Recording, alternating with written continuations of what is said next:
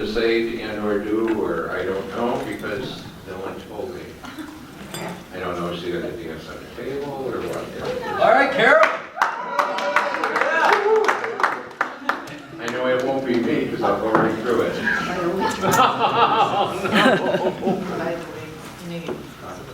So do you want to rush up here, or do what you want to do there, or?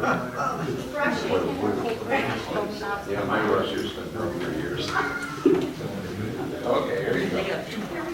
Careful, she's got her stick. I know, she's threatened me with it already. First off, I want to thank all the ladies that are here, because PTSD doesn't affect just the warriors, you know.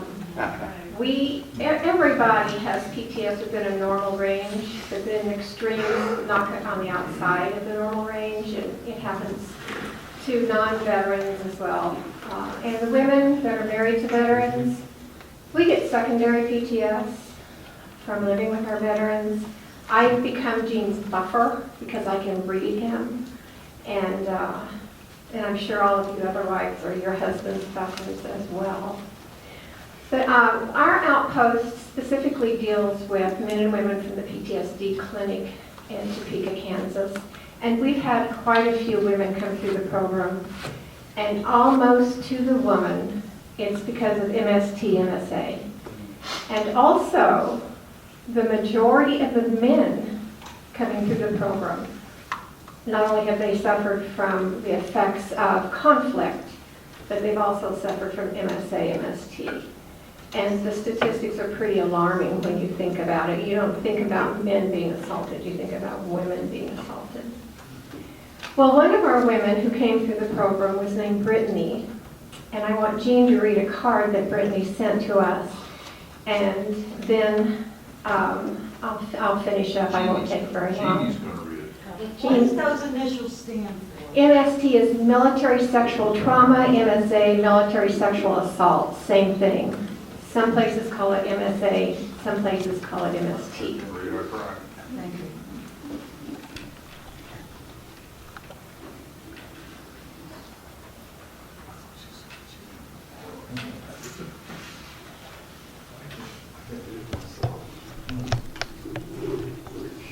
I just want to say it's my pleasure to read this card.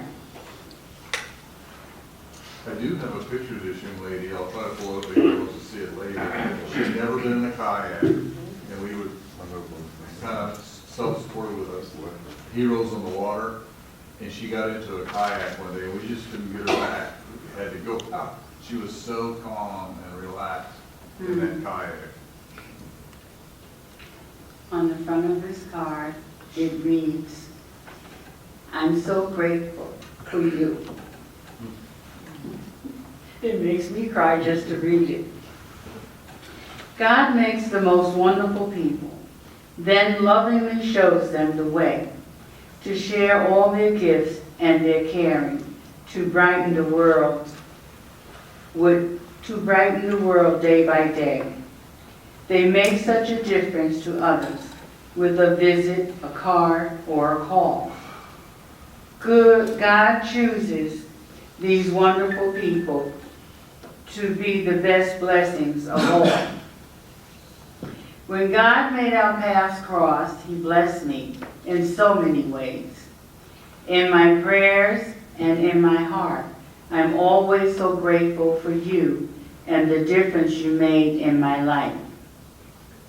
And then she wrote, "Point Man, when I came into this program, I was in a very dark place with myself.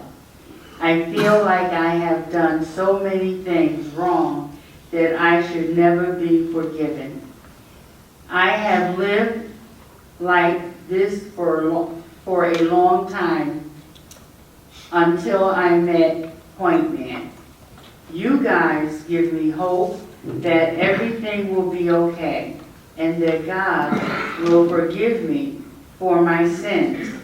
And to get that forgiven dog tag necklace is going to mean more to me than anyone knows. So thank you for giving me a life to live again, because before I met Point Man, there was no hope for me. Now I see hope and faith and love. And thank you for letting us into your beautiful house. You truly are some of the nicest, caring, compassionate human beings on this earth. Always, Brittany.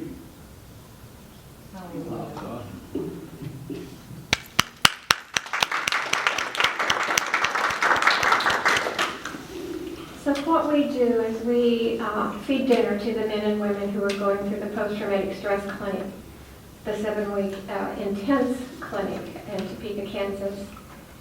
And Brittany was one of those that came.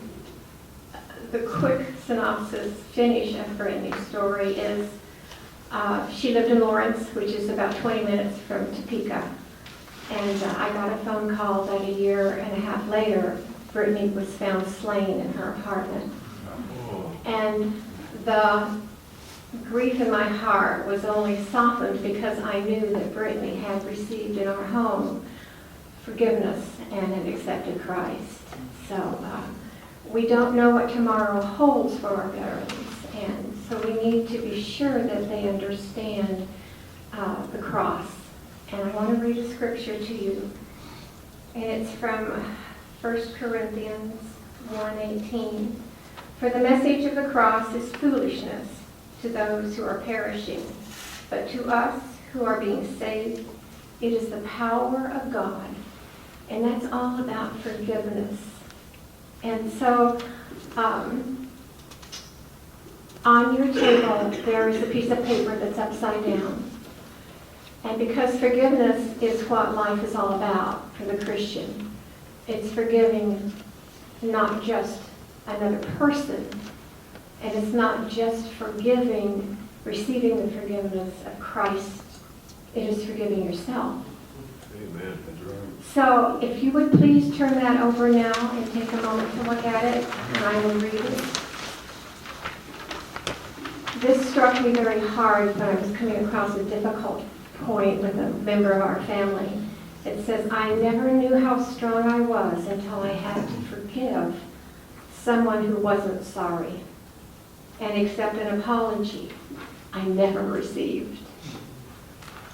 So that goes all the way back to the conflicts that each and every one of you have suffered, whether that conflict is military or personal. Accept the forgiveness of an apology you never received. Don't let that unforgiveness chew on you, because you're the one it hurts. You're the one it hurts. I play the Native American flute, and I generally close our Point Man meetings with a flute, if I'm asked. I wasn't asked to play today, but mostly because I left most of my good flutes at home, and I have a traveling flute that I brought with me. And I'm just going to play a little something. If you would just maybe think about what this piece of paper says, and see if there isn't somebody or something that the Lord brings to your heart, to your mind, that you have had kind of a hurt feeling about because somebody offended you, that you knew you were right and they were wrong, and you knew that in your heart, but you never forgave them because they never asked, they never apologized, they never said, will you forgive me, I was wrong, I'm sorry. Will you just go to that place while I play and get that freedom of forgiveness? Because Christ doesn't want you carrying that around in your backpack. He wants to unload it. And that's what Brittany had. Brittany received from Point Man forgiveness, and that forgiven dog tag was the reality to her. She grasped that. And she came back one day after a rough time, and we were able, she and I, to pray. And I knew when I heard that Tiffany had passed, that someone had taken her life, I knew where she was. I knew that I would see her again in glory. And I would be able to say, Brittany, it's so nice to see you again. And let me say to each of you, if you have a friend who's struggling with accepting the Lord, I was able to say to a friend many, many years ago, I said, Glenda, I am so going to miss you in glory if you don't accept Jesus. I'm so going to miss you. So let's not leave this room harboring any unforgiveness in our hearts, because that's what Point Man's about. It's about reaching out, touching not just the veteran, but touching his family or her family, touching those children and those grandchildren, giving them hugs of acceptance and love and understanding, often without even saying a word. And with any luck, I won't squeak.